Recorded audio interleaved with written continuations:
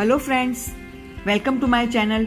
आज मैं आपको कब्ज़ के बारे में एक बहुत ज़बरदस्त टोटका शेयर करने वाली हूँ। इस टोटके में हमें जिस चीज़ की ज़रूरत है वो हर घर में मौजूद होती है। अगर घर में ना हो तो बहुत ही आसानी से मिल जाती है।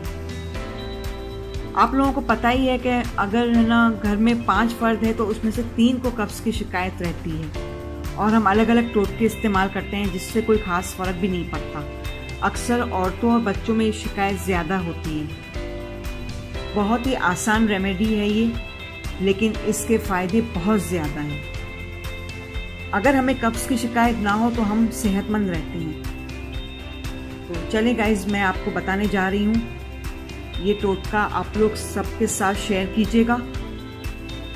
और इसमें आपको क्या करना है, 4 से 5 दिन पुराना जो है दूध लेना है और सुबह नाश्ते के बाद पी लेना है और इंशाल्लाह शाम तक आपको कब्ज़ का मसला हल हो जाएगा। ये टोटका मेरा अपना आजमाया हुआ है, आप लोग ज़रूर ट्राई कीजिएगा और मुझे दुआओं में ज़रूर याद रखिएगा। शुक्रिया।